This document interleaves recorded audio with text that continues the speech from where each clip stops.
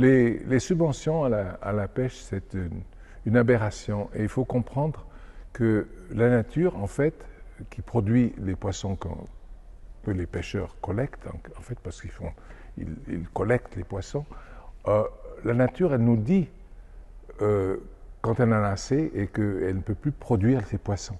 Elle nous le dit et elle nous dit laissez-moi tranquille, j'en peux plus et laissez-moi me reconstituer. Hein.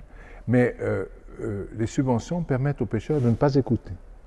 Et ne pas écouter, c'est-à-dire on continue à pêcher une nature qui ne peut plus produire ce que le pêcheur voudrait.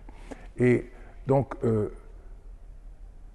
il faut absolument que nos décideurs, que nos politiciens acceptent le fait que quand une pêcherie ne peut pas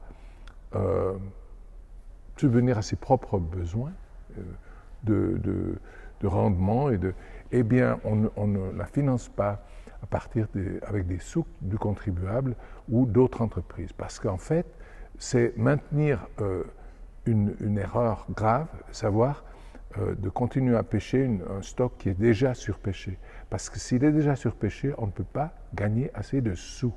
Et en fait les pêcheurs qui acceptent des subventions, ils ne peuvent que continuer à accepter des subventions. Ils ne peuvent plus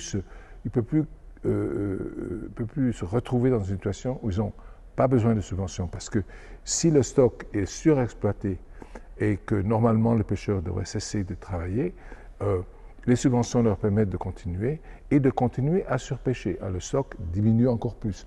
Et là, les pêcheurs se trouvent absolument dans une situation où ils sont absolument incapables de travailler sans subvention.